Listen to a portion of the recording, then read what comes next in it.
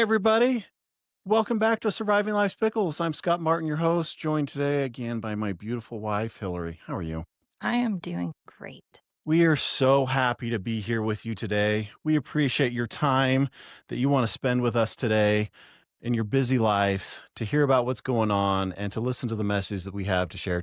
So thank you for listening this morning, this afternoon, this evening, in your car, at work, wherever you're at. We truly appreciate you guys tuning in today. As we start every episode off, let's start off with some gratitude today. And there is so much for us to be grateful for today. It's very hard to choose. And I've got to think for a second. So I'm going to throw it to Hillary and see what she has on her mind today.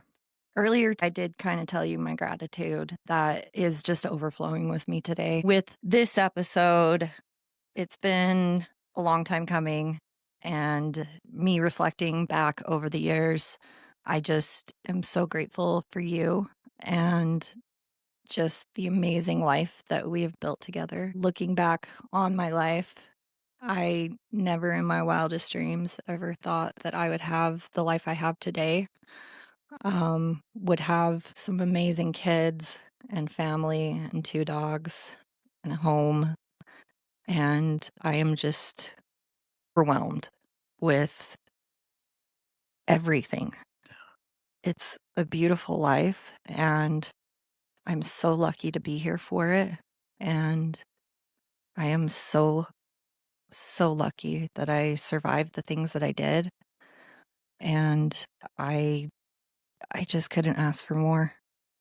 Well, and that just reminds me of in our last episode, Curtis was talking about everything in this life really is a gift. Mhm. Everything, the food you eat, this moment we get to spend together, these are all gifts. Yeah, And it's amazing when you start to have that perspective. yeah. And we're just getting into this and you're already getting me I emotional. know. And so this will be really good. Well, everybody, I'm super grateful for, as I said, so many things right now. It's very, very hard to choose one thing. But I'm grateful for the experiences that have molded us into the people that we are. Mhm. There's so many things that have happened that we'll kind of touch base on here in just a minute that have really set a new life reset for us in a way. Yeah. And I'm so grateful for this opportunity to be able to change, to be able to start kind of fresh, new with new purpose as Yeah. we're moving forward. So I'm really grateful for the opportunity that we have to reset in life. You don't have to continue down the path you're going. Yeah. You get to choose the path you want to go to. And that makes me happy. That makes me excited. And that makes me super grateful. Yeah. It's a good one. Yeah. Well, everybody, we're just going to take a quick minute to recap. So much has changed in our lives in the last month. So we just wanted to catch all of you up who are not, really close to us and have been part of these huge changes. So we sold our house.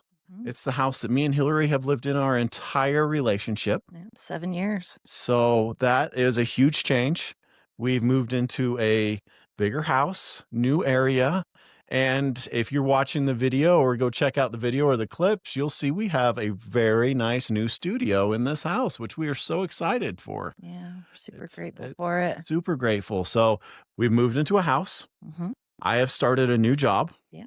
as my day job. And it honestly, I can say this without a doubt, it's probably the best job I've had in 2 decades, if not longer. Yeah.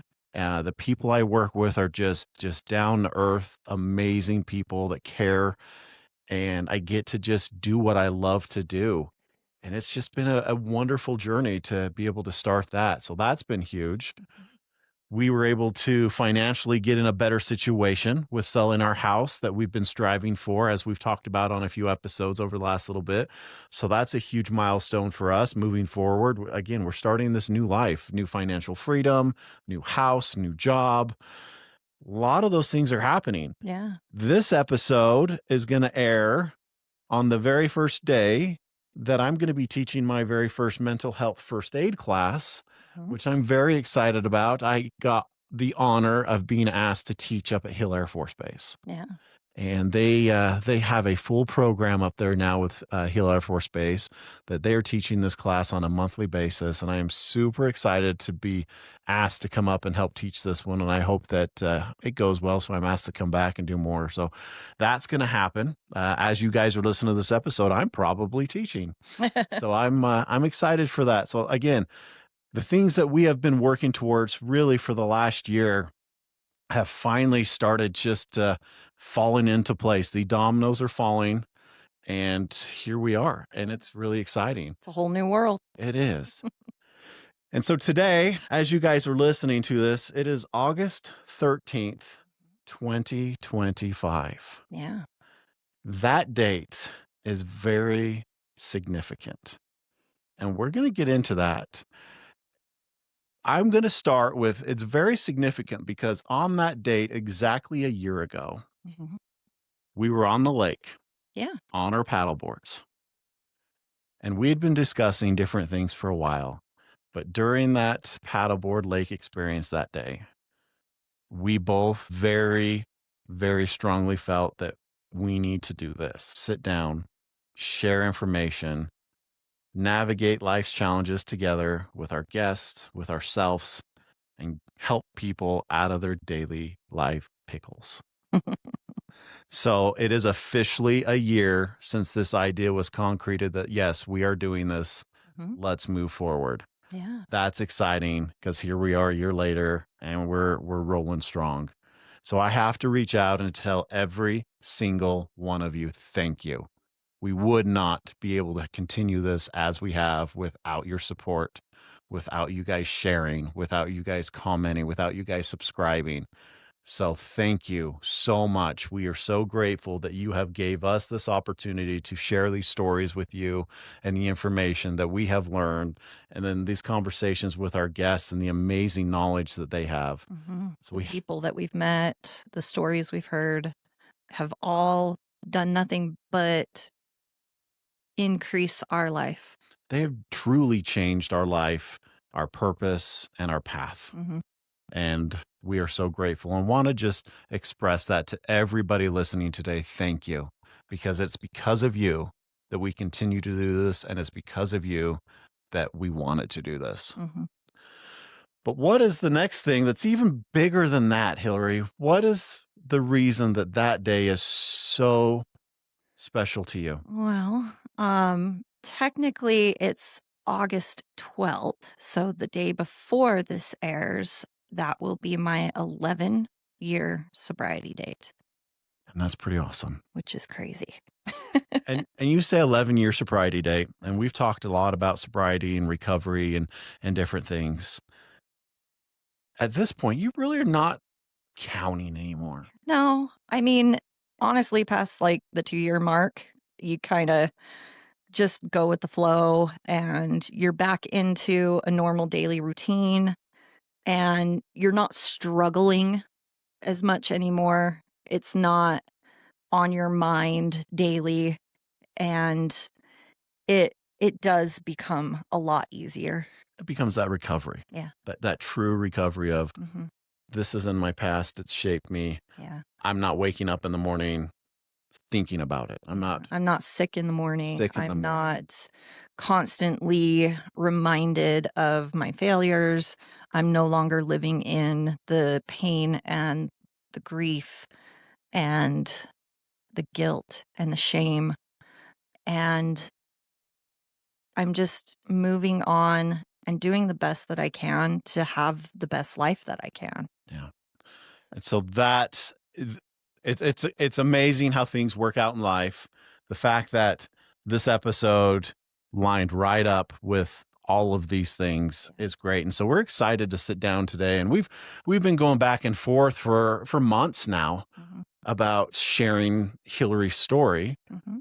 And today's the right day because before we got on the lake that day, Mhm. you shared your story with an AA group. Yes. And that was the first time I'd ever had the pleasure of listening to you do it in public. In public. Yeah. We'd sat down, we talked through things over the years, but I never heard you share the story in public. Mhm. And that is what got my wheels turning for Mhm. the conversation that we had later that day on the lake, where then we decided this is the right thing to do. Yeah.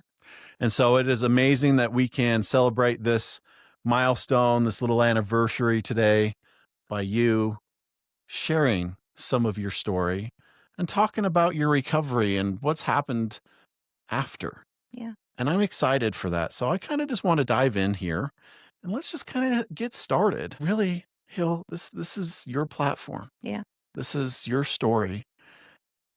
Tell everybody a little bit about yourself before the addiction really kicked in, just so we have what type of things were going on in your life. And then we'll kind of just dive into the few couple years that things were going on and then that recovery. So, Yeah. Well, okay, I guess to dive right into it, I grew up in Alpine, Utah. I was an 80s girl, grew up in the 80s. I I had a really good childhood, very normal childhood. Grew up in a little cul-de-sac in a nice neighborhood. I want to say back then, Alpine was a little more of a quiet farm town, whereas today it's more of an upper scale neighborhood. It's still quiet, it's still safe. I really was so lucky to grow up there. It was beautiful. We were the kids that stayed out until the street lights came on. There was not a lot of crime. We would ride our bikes out in the cul-de-sac. I grew up with a whole bunch of boys in the neighborhood who we were always playing night games, and I was hardly ever home. I was always out with friends, going on adventures. It was a good childhood. My mom was a nurse. She was a working mom. My dad, he was a forest fireman for the state prison. He would take the prisoners out and fight the forest fires. And unfortunately, because of that job, he was gone a lot. There were certain years where he was gone anywhere from 6 to 9 months out of the years. And my mom raised us while working. And I think because of that, she had us in a lot of activities. I mean, I did everything as a kid. I did gymnastics, I did ballet class, I did clogging classes, I did soccer, I did baseball, I did swimming classes, art classes, piano lessons. She always had us involved in something. And when I was asking her about it, I was like, "Did you always have us involved because it was cheaper than babysitters?" And she said, "Yes and no." She just had this idea that she always wanted us involved in something and just giving us every opportunity that we could have. And I'm so grateful for that. I really, truly, truly have the most amazing parents. And they are my heroes. They are my guiding light. They are my inspiration. And I cannot express the gratitude that I have for the family and the parents that I have and the childhood that I was raised in. Unfortunately, I am a generational addict. Addiction runs in my family. And we did our genealogy probably all the way back to about the 1500s, and every single one of them had addiction, alcoholism in their stories. And I was warned very early on that those were in our genetics. And my dad was a recovering alcoholic. I mean, multiple cousins, aunts, uncles, grandpa. my grandpa, my great grandmother passed away very early of cirrhosis of the liver. So it was very prevalent in our family. Um, Being a kid, you always think you're the exception. And growing up in Utah, it it's very much a bubble. And anybody that grew up in Utah in the 80s and 90s would know about this, that because we were in this very safe neighborhood, we grew up in the LDS community, it was very much a bubble. We didn't see people drinking, smoking, partying all the time. That wasn't something that we saw. We didn't see crime. We didn't see those types of things. And I grew up very privileged. And I acknowledge that I had a very privileged childhood. Well, and as you're talking about that, and we've talked about it here multiple times, and it's still something that's coming out with more people, is addiction really is a disease. Mhm. It runs in the genetics. I have it as well Yeah. down my family line. And sometimes all it takes is that one experience to push you Yeah. into that next thing. Yeah. So let's kind of fast forward a little bit. Let's kind of talk about that addiction time. Okay. Whatever you feel like you want to share of how that experience started to unravel and change your life over the next few years. Well, my first experience of being introduced to drugs was in junior high. I was introduced to pot. We went back behind the bleachers and smoked a bowl of pot, and that was my very, very, very first experience of ever seeing any kind of drugs. I think I was 14 or 15, and to me, it was kind of exciting. It was naughty. It was something that we don't do. And I don't know why I partook. I was raised to say no. We were told to say no. I was just curious and intrigued. And so that was my very first experience with drugs. I was a little bullied in junior high and in high school and really struggled with that. High school was a little bit rough. I had a whole new group of friends that probably weren't the best. They definitely introduced me to things that I didn't need to be introduced to. Typical high school, started drinking, smoking pot, experimenting, all of those types of things. And things really kind of started to kick off at about 16. I was jumped in a parking lot by a group of girls and I was beaten up pretty badly. And I remember getting painkillers for that. And that was my very, very first experience with painkillers. And around 16 was kind of the painkiller epidemic, It is was, when it started. it was about the start of it. That was, Yeah. we were talking 98, 99, Yeah. roughly. And that Roughly. that was about the time. So yeah, When they started becoming more prevalent, we would ransack the medicine cabinets. I had friends that were giving us painkillers, and I remember the first time taking a painkiller, and that moment that kind of clicks in your head of, wow, this is an amazing feeling. And I remember looking back on it and thinking, how can something that feels this good be so bad? And that should have been my first acknowledgement. But I was so young and stupid and naive that it just didn't occur to me. well, you don't understand it No. because you feel good. Hmm. You've been taught all these things, but at the same time, your brain's telling you, hey, you feel good. What everybody's told you for the years, that's not true. Yeah. This is a great thing. Well, and back in the day, you'd see all the commercials for the DARE program and drugs are bad and drugs will ruin your life. And I the minute I took that painkiller and just every bit of anxiety, every bit of emotion, bad thoughts, pain, all of it went away. And I felt amazing and I felt like I could conquer the world. And I felt like nothing could hurt me. And that's where it started for me. It's that hero feeling. You Mhm. feel like you're invincible Yeah. that first time Mhm. and you want to continue to feel that way. Yeah. So, around 16 was when I met my ex, and we were together for a very long time and went through a lot of stuff together. He is a big part of my story, a big part of my addiction story. And I remember at 17 was kind of the catalyst of a certain events of me really starting to kind of go downhill. I changed high schools due to a sexual harassment incident. Uh, and changing high schools, I didn't know a lot of people. I started hanging out with different crowds, going back behind the church parking lot to smoke pot during school and smoke cigarettes. And I did end up graduating early from high school. I still to this day don't really know how I did that. I was always not the greatest student. I was a C average student, but I was able to finish all of my credits early and graduate early. And I went to cosmetology school. And during cosmetology school, I really applied myself during that time.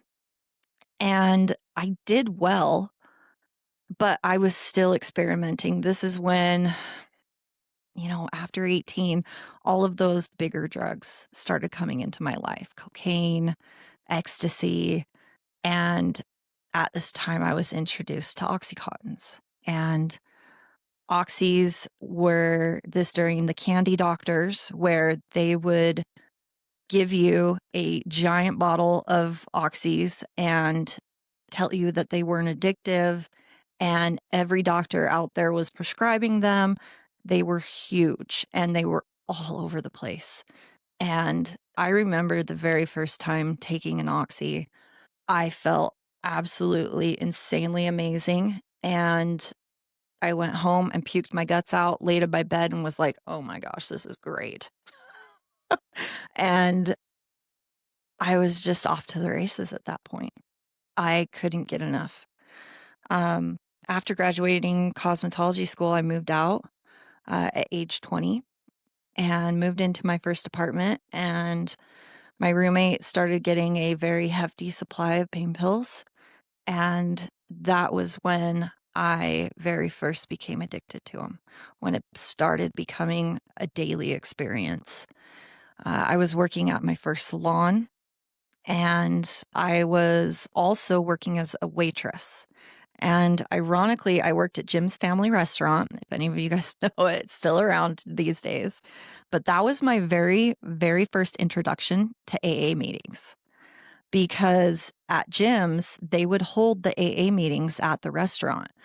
And this poor meeting, I had to make amends years later, but I was the waitress that would go in and serve the AA meetings and serve them their coffee. And I knew about AA. I didn't know necessarily what it was about all that much. I just knew it was a bunch of alcoholics that went to this support group and they talked. And I would come in and out. I wouldn't hear a whole lot, but I would hear some of the sayings, the serenity prayer and things like that. But 90% of the time that I was serving those people in AA, I was high as a kite. And later on, like I said, I had to make amends to that meeting for that. They probably all knew and probably just thought, "Oh, that poor waitress, she needs to be here." But yeah, I during that time of being young, I turned 21. I could start drinking legally now. I was out of control. I absolutely just went completely downhill. And as soon as I turned 21, I started working in a bar. Hair brought in some money, but being early on in the career, a lot of times you would sit in the salon and just waiting for walk-ins to come in. And I discovered that I could actually make more money waitressing, working at the bars, and working in a bar. It was fun, and I was never really a big drinker. I never really cared for it. Most of the time, it was because I was on painkillers, and anytime I would drink, it would just make me sick. So I never really cared for it. So working in the bar, it was the party life, staying up super late at night, having all the drugs I could ever want to have coming through that place, and just it was not a good life. It was fun. I will say that. I did have a lot of fun during this time. I was young, I was invincible, nothing could hurt me, and I was carefree and having a good time and just partying a lot. Ironically, when I worked at that bar, I met my sponsor. She worked at the bar with me. And that was the first time I met her. And I remember I didn't really like her very much. She was kind of annoying. She was very much an alcoholic and shouldn't have been working in a bar. And it didn't last very long for her. And um, she disappeared for a few years after that. But ironically, we ran into each other later on. And I was like, "Oh, yeah, we totally worked at a bar together." My very first rehab was at age 23. My lifestyle caught up to me very quickly, and I couldn't pay my bills. And I remember I couldn't support myself, and I had to move home for a little while. And as soon as I moved home, I didn't have a whole lot of bills. I basically had a car payment and I couldn't even make that. And I ended up getting my wisdom teeth out. And when I woke up after getting my wisdom teeth out, they told me they were going to give me some Loratab 5s. And I just burst into tears and just started bawling and was like, they're not going to work. They're not going to work. And my mom realized exactly what was going on. The dentist said that's addict behavior. I was trying to get more painkillers from them immediately, and it triggered that in my mom that she recognized it immediately. Being a nurse, she'd seen it plenty of times. And so that led her to approaching me and saying, "Hey, Hill, you can't make your car payment. You should have plenty of money. What's going on?" And I was kind of forced to admit that I was an addict, and they put me into rehab for the first time. First time in rehab, I was introduced to all the things, did the steps 1 through 3, did an outpatient program. I wanted to be sober. I didn't want to be sick. I went to detox, was super, super sick during that, and they sent me off to rehab after that. And it it definitely didn't stick, unfortunately. I wasn't ready. I remember, honestly, on my graduation day, I went out to a bar with a friend and we did an entire 8 ball of Coke because I was not addicted to cocaine. I was addicted to painkillers. And it still didn't click in my brain that I was just an addict and that I was addicted to everything. I just thought I was just addicted to painkillers. Basically, off to the races again. And at 24, that's when I was introduced to heroin. Never in my life, growing up the way I did, I was terrified of heroin. Even from when I was doing painkillers, I knew in the back of my mind, the second I was going to do heroin, I was going to love it and I was going to be totally screwed. And that very first time absolutely terrified me, but it is what it is. It's when it was around the time that they really started cracking down on the the oxys, and you really couldn't find them anymore. And the sad part about that is the minute they started cracking down on that, that sprang up a whole new heroin epidemic because they took away all these painkillers and these people that were on them, but didn't provide anybody with support of how to get off of them. And heroin became extremely, extremely bad here in Utah during that time. Most people would not think that. Most people would not think that Utah was very prevalent for painkillers, but it very much was. Yeah, there was a few parts in the country that were very, very subsued to it. There was a few pieces back east, like Pennsylvania, a few areas. There's actually a great show. It's heavy and it's a little rough to watch, but it really depicts this situation really well. And it was on Hulu with Michael Keaton, Mm-hmm. and he was a doctor during this time. And I don't remember the name of the show. Do you? Dope, dope, Dope. dope, or something like that. Something like that. So if anybody's really interested to see what it really was as far as in the doctor's office and then with the patients and things, that really did paints a very, very good, real picture Mm-hmm. of what happened. I mean, me and Hillary started watching that show, and we actually, honestly, we couldn't finish it. I couldn't finish it. It was like watching my life. It It was rough. that is how it really is so real. Mm-hmm. So if anybody is interested, that is something that you can really see what happened during that time because it does go into the pharmaceutical side, the doctor side, and the patient side. Yeah. So I just wanted to give that out there. Again, total disclaimer, it is a very hard show to watch, Yeah. but it is a very real show. Yeah. If somebody really wants to know what happened and they weren't in and experienced that, if you had kids to go through it, you have kids going through it now, it is a very good way to kind of get that information. Yeah. So Yeah. I mean, it was a good show, but yeah, it was very triggering. It was very, very hard to watch because it was like watching my life. Yeah. So, well, running and gunning around 2008, 2009, it all caught up to me and I got arrested. First time going to jail. I got pulled over with a bunch of heroin and a bunch of crack cocaine and went to jail. And let me tell you, having your prison guard dad come visit you in jail, your amazing parents who have done nothing but supported you and helped you. I mean, the shame and guilt that I felt at that moment was it was devastating.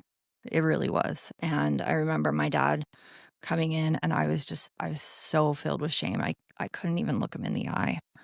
And he's like, "This isn't a hotel that you want to stay in, is it?" And I said, "No, Dad, it's really not." And it did give me a quick boost to want to actually get some help. I think it was the first time in my life that I actually wanted to be sober. I actually realized what my life was like and not wanting it to be that way and the road that I was going down. And I knew I knew better than this. I was raised better than this. And it was really hard. I mean, my parents literally were going to put their house under a second mortgage for my bail. I wouldn't let them.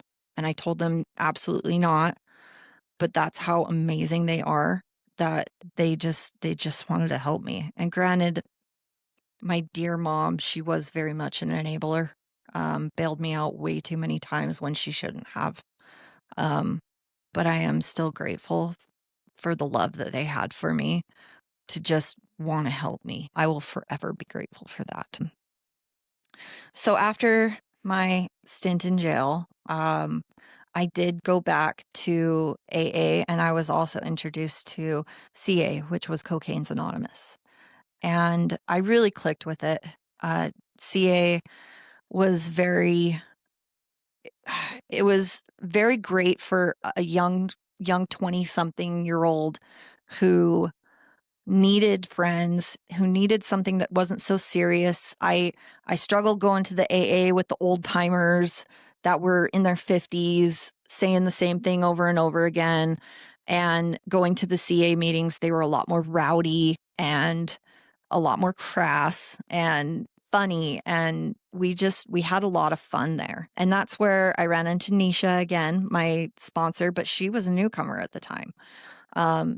Me and Nisha and our dear friend Stacy, we were the three musketeers just early in recovery. It was a really fun time. I got involved in the recovery community. I got involved in the fellowshipping, but I still for some reason didn't apply myself fully. I think I was more there for the social aspect versus the actual recovery, and I was surrounding myself with sober people, and that was good. I wasn't hanging out with my druggy friends, and it was definitely keeping me sober, but I was very much white knuckling it.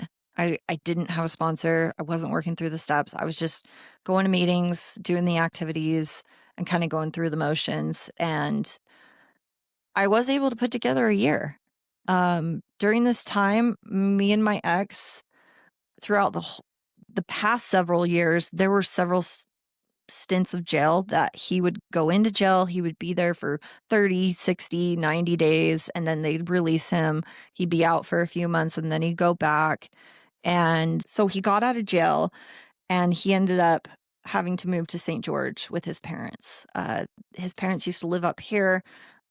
His dad got a really good job down in St. George, and my ex had kind of gone through all the friends. Nobody really wanted to live with him anymore. Couldn't find a roommate, couldn't find a place to live. And so he moved down there. And in recovery, I remember hearing that if you can stay sober for a year, then you have that much of a better chance of continuous sobriety. And so he ended up getting a year sober and I got a year sober. And that's when we decided that I was going to move down to St. George. Granted, his year of sobriety was all on paper. And when I say on paper, it means that he was on parole, he was on PNP, he was having to check in and do drug testing. He had to do the whole program through the jails and all of that. So he had accountability. And I made the craziest idea that if I moved down to St. George after he had a year sober and after he was off paper, that we would be okay. That was my very first mistake. I ended up moving to St. George, and literally on the way down, we stopped in Beaver, which is about a halfway point. We had all of my stuff on the truck in the trailer, and my parents pulled over with my sister and almost tried to have a mini intervention with me, begging me not to move down there. Absolutely begging me. And I couldn't listen to him. I was in love. I was sober. I was young and naive still. And I just thought everything was going to work out okay. And I didn't listen. And I should have, because within 2 months of living in St. George, we were right back at it again, right back to using. I mean, it was quick. I remember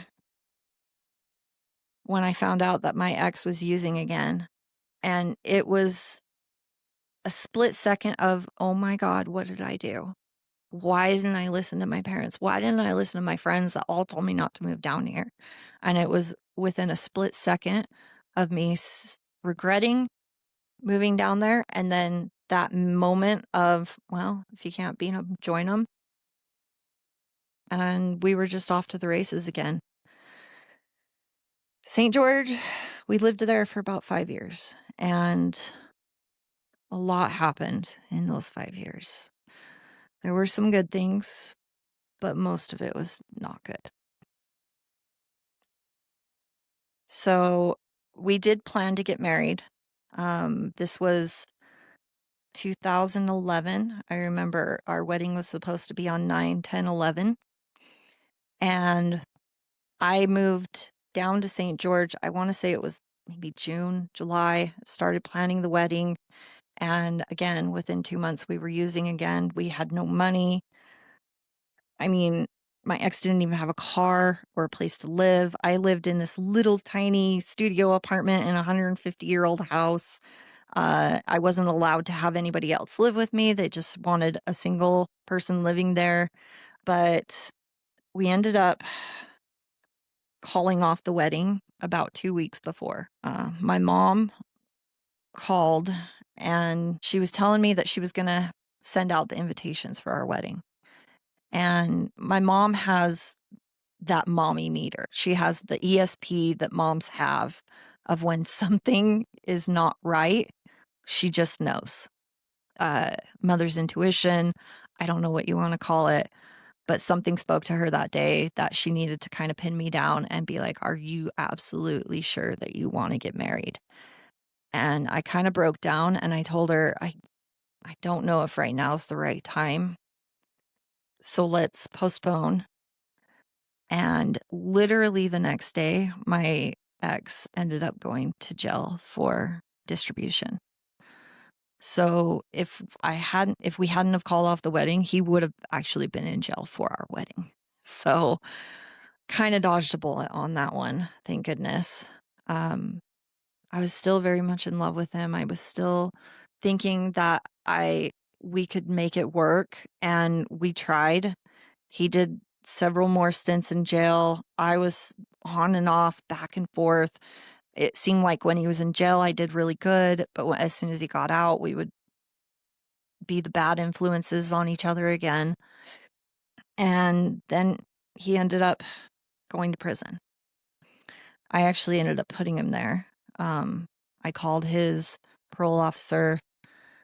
He was so far gone that I was worried for his life. I didn't think he was going to make it. And I called his parole officer and told him where he could find him, and he was running at that point, and I said, "Come get him." And that was a rough moment because I had this idea in my head of this life that I was going to have with this person. And at that moment, I knew I was done. and I knew I couldn't do it anymore. And at the same time, my entire life just crumbled underneath me. And I kind of ended up getting what they call the fuckets. I didn't care anymore. I had no purpose. I lost the love of my life that I thought. And I really, really went downhill after that. My poor sister. I have an older brother and a younger sister. My sister took care of me. She ended up moving down to St. George at this time. I moved in with her, and she she thought that me leaving my ex, everything was going to get really good and that I wasn't going to have that bad influence anymore because I didn't care anymore. That's when I really went off the rails, and I I still regret what I put her through during that time cuz she put up with a lot and tried to help me, and I just didn't want the help. I ended up couch hopping, kind of living out of my car for about a year, and I ended up ODing in a Maverick gas station bathroom. I quit shortly after that. I lost my job, and my parents came down and said, "Do you really want to keep living this way?" And I was ready. I didn't want to live out of my car anymore. I didn't want to disappoint my friends and my family anymore. I was tired. I was sick and tired of being sick and tired. So I moved home. I moved in with my parents, and I went back to rehab again. I mean, this was now about my fourth rehab, I want to say. At this moment, my parents had paid for rehab so many times that they even said, they were like, if you're going to live with us, you're going to figure out how to pay for rehab because we're kind of done. And so I ended up doing a program. It was a state program. It was called Foothill. And I was the only volunteer that was at this program because it was a state program. It was most of the people that were there were either there to get out of jail, they were court ordered to be there, or it was the ORS cases where for them to get their kids back, they had to do the program. And I remember all of them asking me, "Why did you sign up for this? Why are you here if you're not court ordered to be here?" And I told them, I was like, "Well, first of all, this is the only place I could afford. And second of all, it's either here or homeless." And pretty much when I explained that to them, they understood. I did that program and I was able to put 9 months together. I don't know what I was. I thought I knew it all. I was still young, and I still didn't get a sponsor. I still didn't do the steps because I kept thinking had already done them.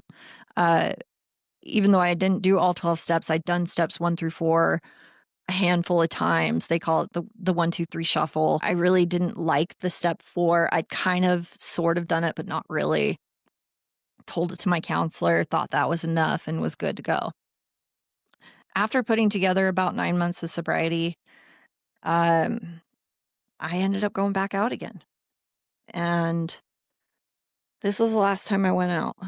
And this is a hard one. I'm gonna try to reel it in. But so I'd put together 9 months. I kind of built my life back up again. I had some pride. I had some purpose. My family was starting to trust me again. And I remember it was one painkiller, and that's all it took. One painkiller. And within a week, I was back to smoking a heroin again. And within 2 weeks, I was back to intravenous use. And I I'll never forget this day. So it was August 11th, 2014. And for some reason, I'll always remember this. It was the day that Robin Williams died. Robin Williams was our childhood. He was my favorite actor. And unfortunately, he died by suicide that day. And I just remember that day hearing all over the radio them talking about it. Um, I was going up to the city and I was picking up, and something occurred to me. It just hit me that I didn't want to go back down this road again. I picked up right where I left off, and something just clicked inside of me that I realized, like, wow, this is the quickest this has ever happened. In prior years, I was able to be a functional addict for a while before things got bad again, but things got bad so fast this last time. And when they say that you pick up right where you left off, that was that proof for me. And an addict with a head full of AA is is just really hard. You hear all of the mantras, and you have that sobriety, and when you have that in your head, it's really hard to use again. Thank goodness. So I had this idea that I was going to be done, but I wanted one last use. I wanted to get good and done. So I went up to the city like 4 times, picked up. It still wasn't enough. I mean, going out with bang. Finally went back up, picked up one more, went back home, and I did a shot in my bathroom. And the minute I did that shot, I knew it was too much. It was immediate. And it was kind of an oh shit moment. And I blacked out. And still to this day, I don't know how long I laid on that bathroom floor. Looking back on it, I think it was about 2 hours. But I remember waking waking up. I couldn't open my eyes, and I remember hearing my name being called. And it said, "Hillary, wake up. Hillary, you need to wake up." And in the back of my mind, I remember thinking, oh crap, my parents found me. I'm in the bathroom. I'm locked in here. They can't get in. And I opened my eyes and I looked around and I couldn't move. My legs weren't working. My arms weren't working. It felt like the wind had been knocked out of me. I was like gasping for air. I couldn't hardly breathe, and I was so terrified. I I remember crawling to the bathroom door, opening it up, thinking my parents were standing there, and there was nobody there. I kind of blew it off that I was hallucinating at the time. I remember crawling to my bed, trying to get any kind of feeling back in my hands, into my legs, absolutely being terrified that I was going to die. And ironically, in years past, when I was using, there were so many times where I didn't care if I lived or died. There were so many times I woke up in the morning and was pissed that I was still alive. But at this moment, I did not want to die. And I got on my knees over the bed and I did the Hail Mary prayer. And the Hail Mary prayer was just, God, get me out of this and I'll do whatever I need to do. I had this amazing sense of peace come through me. And I remember standing up next to the bed and I was rocking. And I'd been through enough disease concept classes that heroin slows your heart rate down, that it stops your breathing. And if you can keep your heart rate up, that you might be able to push the drugs through your system. So I just sat there and I rocked back and forth onto my bed, half passing out, half staying awake. And I just was begging to God, God, please let me live. Please let me get through this. And I made the decision that I was going to lay down. I was going to go to sleep. And if I woke up the next day, I was going to change my life. And if I didn't wake up the next day, then that's the way it was supposed to be. And so I went to bed. I fell asleep. And by the grace of God, I woke up the next morning. And the very first thing that I did is I went and told my parents what happened. And my parents, being my parents and being warriors and them loving me, their first immediate response is, you need to go back to rehab. And I felt like I'd just gotten out of rehab. You know, it was only 9 months earlier. I'd done like the 90-day, I think it was almost even a 6-month program. And I told my mom, I said, Mom, I know I probably need to go back to rehab, but I've been there and I know exactly what they're going to tell me. But I'm going to actually do what they told me to do that I didn't do before. And so the very first thing I did is I called my friend Nisha, who had 5 years at the time, who, when we were newcomers, something must have stuck with her and she figured it out. I hadn't. I called her and I told her what happened. And I said, I need some help and I'm ready and I need a sponsor. Will you sponsor me? And she said yes. She said, meet me at a meeting tonight. And so I went.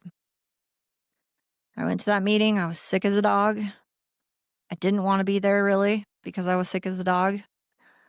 But I made a promise. I was going to do whatever it took. And afterwards, she took me to Chili's and bought me a milkshake because I couldn't keep anything else down. Met up with some people from the meeting and we talked and it was good. And I went home and my mom was looking into all these different rehabs and everything. And I asked her, I said, Mom, we I need you to give me a couple of weeks. I want to actually try the meetings. I actually want to try to work the steps and I actually want to try the sponsor thing. And if you feel like after a few weeks that I haven't made any kind of significant change, then I'll go wherever you want me to go. And I still don't know how she agreed to it. My mom, if it were me, I don't know if I would have agreed to it. And it was my kid. But she agreed to it and she let me do my thing. And I I don't know if she just saw it in me that I was really done, but I knew I was. And so I started doing the deal. I actually started working the steps. I actually did the sponsor thing. I did the fellowships thing. I did the meetings. I did every single thing that I was suggested to do. So as you were going through those, you've done this before. You've been 4 or 5 rehabs. Mhm. What was the difference in your feeling in yourself that you knew this time I'm going to make it? I want to say at this point in time, I was given the gift of desperation, is what they call it. And I was so far gone and so just filled with nothing. There was nothing in me, nothing left to give, to the point where I absolutely turned over my entire will to my higher power, to my parents, to the program. I made the decision that I had no clue, absolutely no clue what I was doing. I had no idea how to live life. And I knew it deep down in my gut. And the suggestion that was given to me is find somebody that has a life that you want to live and do what they do. And so I pulled my parents into that, my sponsor into that, some friends that I knew that were sober, some family members that I knew were sober, and everything they told me to do, I did it because I was absolutely willing. And I can't tell you why that change was when it was, but I was so desperate that I was willing to do anything. Well, and in that moment of desperation, it sounds that you were to the point of acceptance. Yeah. You were to the point of these people actually love me. Mhm. And maybe for the first time in 10 plus years, you had felt the real, true love Mhm. deep down from these people. And with that and their support, is that what really pushed you to continue on Yeah. through the next little while? It was the love for the people around me. I wouldn't be here Yeah. without the people that supported me, without the program, without the people that taught me how to love myself, you know? And that's what the program did for me, is it helped me to find something bigger than myself, and it helped me to find self-love, and it helped me to find purpose. And I had none of that before. Yeah. So,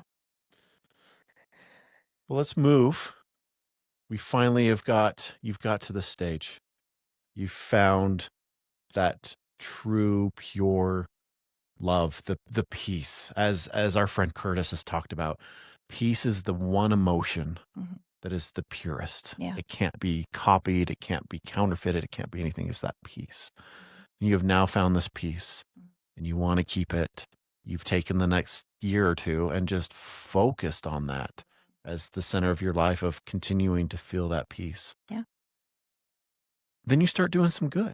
yeah, You started volunteering at the meetings, yeah, started being upfront and helping people. And from your story, then the next thing I think is very powerful to me is when you started sponsoring other people yeah. and you started sharing that piece that you had found with them. Let's talk about that and how as you started moving that direction, how that continued to build on your sobriety to really push you into the recovery phase. Yeah. I will say, to me, the most important steps out of the 12 steps are step number 1 and step number 12. For those who don't know, Okay. what are those steps? Step number 1 is admitting that you are an addict.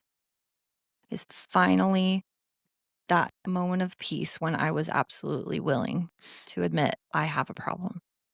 And step 12 is to share the knowledge that you have gained with another person and to be of service. So, sponsorship for me gave me all of that purpose. It gave me a sense of pride knowing that I could help somebody through something that I had been through.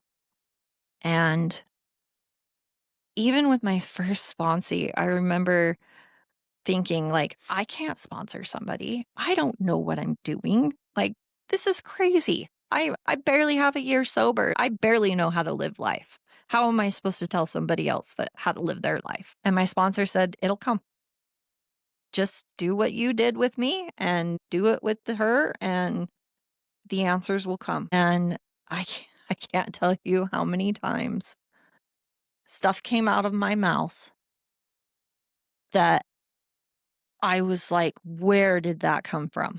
I That was an absolute spiritual awakening for me of realizing that a higher power was talking through me because the words that would come out of my mouth were not my own. They were they were absolutely inspired. And that was awestruck. I was that was amazing to me. I was like, seriously, did I just say that? Like, where did that come from? Yeah.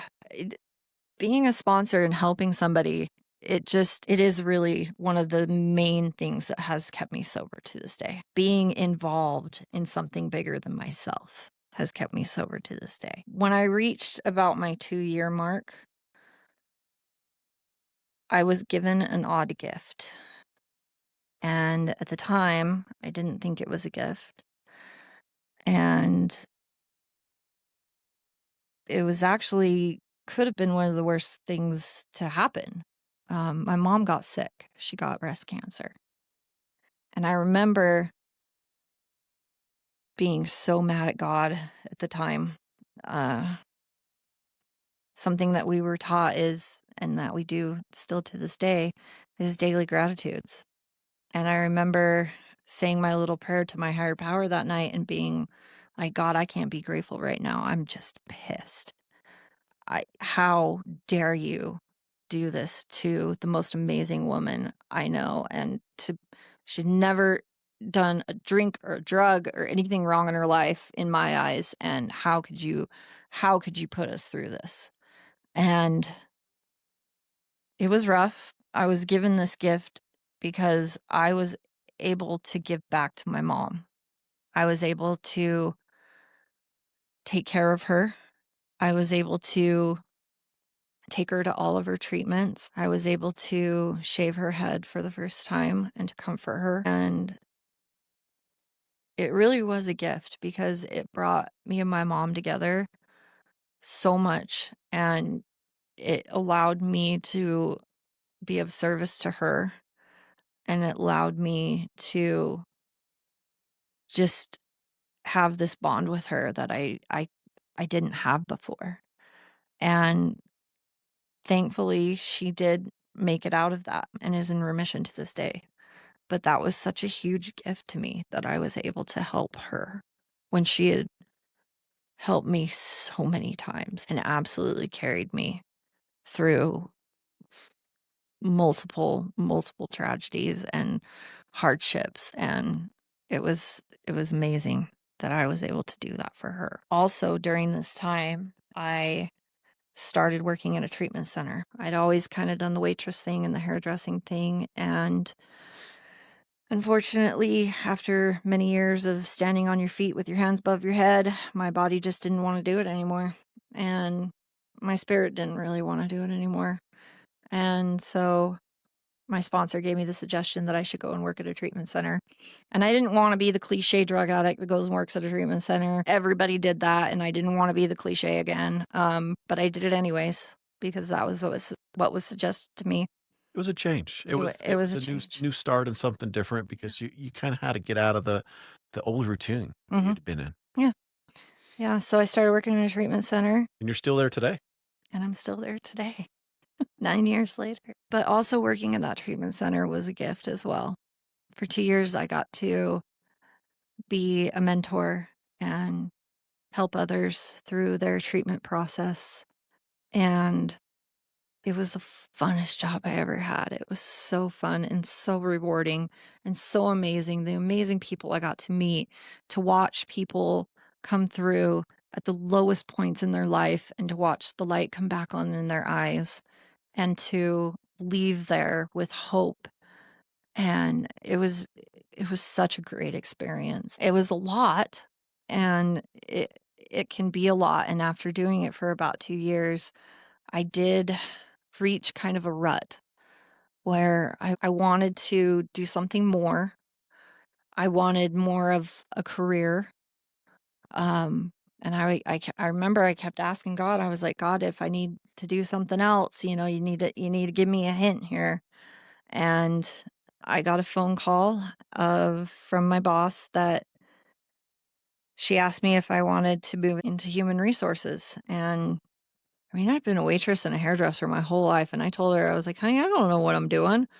Why do you want me? She said, well, there's been several people here that have put your name out there, said you're great at organizing and that you're a hard worker. And I'll teach you everything I know, and we'll try it out for a little while. If you don't like it, then you can go back to being a frontline, to being a mentor. But do you want to try it out? And I said, well, okay, let's try it.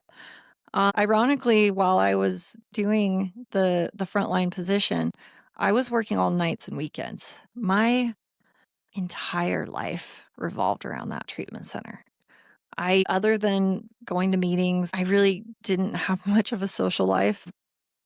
I think that's why I needed a change, was because I was so overly involved in the treatment center that I wasn't living my life outside of it. So when I moved over to human resources, it was the Monday through Friday, 9 to 5 job. And that was good because I could have a social life, which led me to you. What? I'd only been working in HR for maybe a few months. I think it was about 6. Yeah. Yeah. So, yeah, you're right. Because I started in October of 2018, and me and you met in April of 2019. Dating was kind of hard when you work all nights and weekends. So I had a friend that suggested that I do the online dating thing, which I hated. And I'd been on so many first dates, I wanted to scream, and they never went anywhere. And I remember coming along your profile, and you were hot. I'll admit it. There was a picture I'll still make fun of you for this day for, was the shirt off with the dog. And I'll admit, babe, I was not excited to go on a date again. I really wasn't. I was just thinking that it was going to be one more first date, and then I was gonna take a break. I was so tired of it, I was done, and for some reason, I sat down with you at, to this day, one of our favorite restaurants. I'd never been there before, Cubby's, and had a salad with you, and what, we were there for 3 hours? Something like that. Yeah, Time went by fast. I mean, we stayed till they closed. yeah, I mean, and the funny, ironic, amazing thing about that is we've been there after, mhm, but a few weeks ago we were able to go there again, yeah, sit in the same table, and it just really felt right. yeah, And that's where it all started. yeah. And everything that you've gone through, just the person you are today, I have to say I'm grateful of the challenges that you had to go through. I am too. I I don't envy you. I don't wish that upon anybody. But you wouldn't be the amazing woman you are today, the amazing friend, daughter, wife, mom, everything that you are today without those challenges, because that is what you needed to do to become the person and learn that way. Yeah, Unfortunately, a lot of us, a good portion of us, have to learn things the very hard way and kind of move forward. yeah. But looking back at it now, do you have any regrets? Other, I mean, really, any deep down regrets that you haven't come to terms with? No, Yeah. I really don't. I mean, sometimes I think I still maybe little bit regret moving to St. George, not listening to my friends, maybe thinking that I could have gotten sober a little quicker, but I had to go through the ringer to come out on the other side. I had to. Yeah. You know, we say it in the program all the time. We don't regret our past nor wish to shut the door on it because it has made us who we are today. I would not be the person I am today. I would not have the knowledge that I have today or the coping skills. I wouldn't have the life I have today. And I wouldn't be as grateful as I am today for it if I hadn't gone through it. Well, and it is really, you said shut the door on the past, but don't close the window. Yeah. No, You, we don't shut the door on the past. you want to be able to see it, Mhm. you want to be able to reflect on it because it does remind you of what life was like Mhm. and make you really be grateful for the life you have Yeah. for today. Yeah. So coming through, I met you in 2019 and we quickly moved along and moved in together and started this crazy life together. 2020 comes along and COVID hits and all the craziness that came with that. I think we did really good during COVID. I don't know how we did, but we did. Like so many relationships didn't make it through COVID and somehow ours did. Let's be honest. We made it through COVID easier than I think we made it through this move. It kind of feels like it sometimes, for sure. I mean, I mean, again, we were lucky though, because we both were still working. Like we didn't have to quarantine as much as some people did. yeah, I was still I worked for a healthcare facility, so I still had to go to work. yeah. And I worked for an essential. So, Yeah. So I think we were lucky in that sense that we didn't have to get stuck at home with each other all day every day. well, and we've been through a lot. And, I've shared my experiences and my story and different things. And so we don't have to run through a lot of those things. But I think the stuff that you had to go through prepared you for some of the really hard stuff that we've had to do together. Oh, I know it did.